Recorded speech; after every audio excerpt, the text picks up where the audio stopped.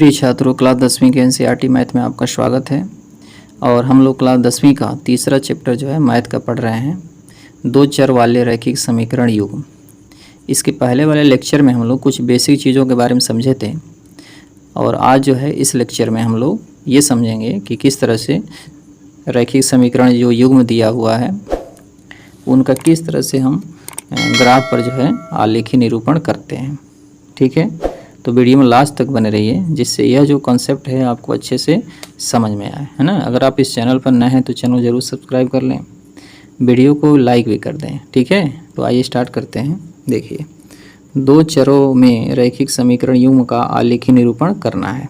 ठीक है, तो दो चरों में रैखिक समीकरण युग्म का आलेखी निरूपण करना है। युग्म मतलब जोड़ा, मतलब दो रैखिक समीकरण दिए रहेंगे जिसमें दो चर होंगे और उनका आलेख बनाना है।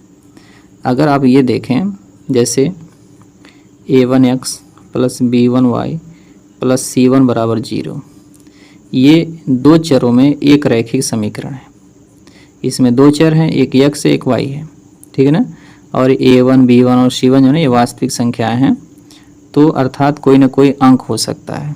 ठीक है, तो अगर एक चर में दो चरों में अगर कोई रैखिक समीकरण है और जब हम इसका एक ग्राफ खींचते हैं, ठीक है, इस तरह से जब हम ग्राफ खींचते हैं तो एक ही कोई सीधी रेखा प्राप्त होती है। रैखिक समीकरणों से एक सीधी रेखा प्राप्त होती है, लेकिन ये तो एक ही समीकरण है। अगर एक और समीकरण इसी के साथ दे दें, a2x plus b2y plus c2 बराबर 0, तो ये दो चरों में, है ना, दो रैखिक समीकरण युग्म हो गए। अब जब दो रैखिक समीकरण युग्म हो गए तो एक और रेखा जो है प्राप्त होगी इस तरह से, है ना। दो रेखाएं जो हैं, दो स्ट्रेट लाइन जो हैं, इन दोनों समीकरणों के लिए ग्राफ पर निरूपित करेंगी। तो पहली रेखा इस समीकरण के लिए, दूसरी रेखा इस समीकरण के लिए। मतलब जब दो समीकरण दिए रहेंगे तो दो रेखाएं प्राप्त होंगी, और जब एक समीकरण दिया रहेगा तो केवल एक ही रेखा खींच सकते हैं।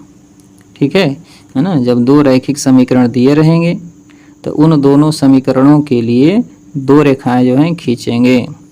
तो जब दो रेखाएं खींचते हैं तो तीन स्थितियां संभव हो सकती है। पहली स्थिति क्या होगी, या तो दोनों रेखाएं क्या हो जाएं, समांतर हो जाएं, पहली स्थिति हो गई। दूसरी स्थिति ये होगी कि या तो दोनों रेखाएं प्रतिच्छेद कर दें इस तरह से, ठीक है। और तीसरी स्थिति ये हो जाएगी कि या तो दोनों रेखाएं एक दूसरे पर संपाती हो जाएं। संपाती का मतलब होता है सट जाएं। जैसे अगर आपके सामने एक यह रेखा है और एक रेखा इस पर संपाती हो गई तो यह इस तरह का कंडीशन होता है, अर्थात एक रेखा दूसरी रेखा के ऊपर आ जाती है, तो इसी को संपाती कहते हैं। ठीक है ना। तो आपके सामने कितने कंडीशन होंगे जब दो रेखाओं को हम ग्राफ पेपर पर जब दर्शाते हैं आलेखी विधि से, तो तीन स्थितियां जो हैं संभव हो सकती हैं। पहली स्थिति क्या है बताइए, दोनों रेखाएं या तो समांतर हो जाएंगी।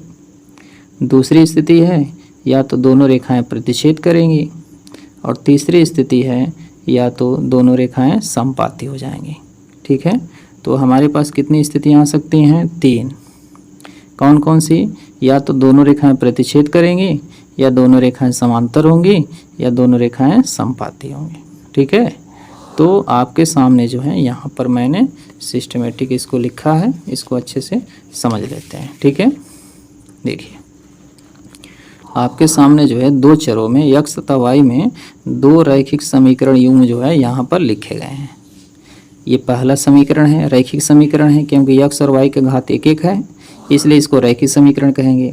और ये भी आपका ये दूसरा रैखिक समीकरण है जिसमें x और y के घात एक एक है, और इन दोनों रैखिक समीकरणों को हम समीकरण युग्म कहेंगे।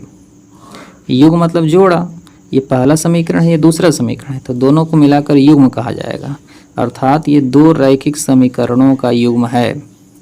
अब क्या करते हैं कि जब इन समीकरणों को हल किया जाता है, ठीक है, जब इन समीकरणों को हल किया जाता है और हल करने के बाद से जब ग्राफ पेपर पर इनको दर्शाया जाता है तो तीन स्थितियां संभव हो सकती हैं। मतलब तीनों में से कोई ना कोई एक स्थिति जो है संभव हो सकता है।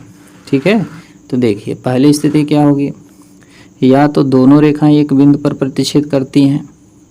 जब दोनों समीकरणों के लिए हम ग्राफ पेपर पर रेखाएं बनाएंगे तो दोनों रेखाएं क्या कर सकती हैं, किसी न किसी बिंदु पर प्रतिच्छेद कर सकती हैं। देखिए किसी न किसी बिंदु पर क्या कर सकती हैं, प्रतिच्छेद। प्रतिच्छेद का मतलब दोनों एक दूसरे को कहीं ना कहीं काट सकती हैं।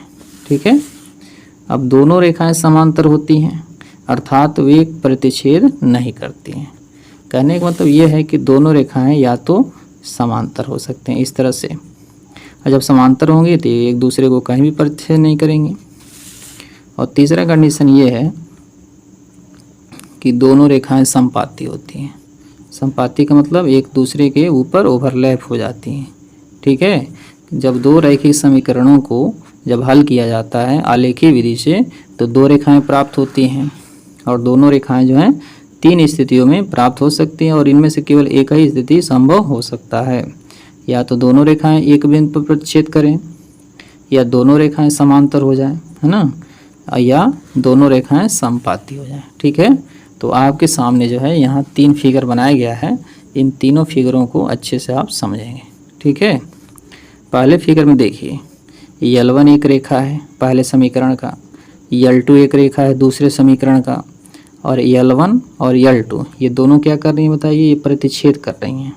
इस बिंदु पर प्रतिच्छेद कर रही हैं, तो यह बिंदु जो होता है इन दोनों समीकरणों का हल हो जाता है। ठीक है, मतलब दोनों रेखाएं यहाँ पर क्या करेंगी, प्रतिच्छेद कर रही हैं। ठीक, अब यहाँ पर बताइए दोनों रेखाएं क्या कर रही हैं, दोनों रेखाएं समांतर हो जा रही हैं। ठीक है, दोनों रेखाएं समांतर हो जा रही हैं, और जब समांतर दोनों रेखाएं होती हैं तो इनका जो है कोई हल नहीं होता है। ठीक है, जब दो रेखाएं प्रतिच्छेद करेंगी तो वहाँ एक हल होता है, जब दोनों रेखाएं समांतर होती हैं तो यहाँ कोई हल नहीं होता है। लेकिन जब दोनों रेखाएं समपाती हो जाती हैं, समपाती का मतलब एक दूसरे के ऊपर ओवरलैप हो जाती हैं, तो यहाँ पर अनंत हल होते हैं इसके। ठीक है, इस प्रकार से जब दो रैखिक समीकरणों को हल किया जाता है तो इन 3 स्थितियों में से कोई न कोई एक ही स्थिति संभव हो सकती है। ठीक है, तो आप देख सकते हैं या तो दोनों रेखाएं प्रतिच्छेद करें, या तो दोनों रेखाएं प्रतिच्छेद करें, या तो दोनों रेखाएं समांतर हो जाएं, है ना, या तो दोनों रेखाएं समपाती हो जाएं। ठीक है, तो इस तरह से जो है दो रैखिक समीकरणों को जब हल किया जाएगा तो 3 स्थितियों में से कोई न कोई एक स्थिति आ सकती है। अब अगले लेक्चर में हम लोग ये देखेंगे कि किस तरह से अगर 2 समीकरण दिया हुआ है तो हम उसको आलेखीय विधि से हल कर सकते हैं। तो एक बार इसका स्क्रीनशॉट ले लीजिए और इसको अपनी कॉपी में अच्छे से नोट कर लीजिएगा, और इसको जो है प्रैक्टिस करके तैयार कर लीजिएगा।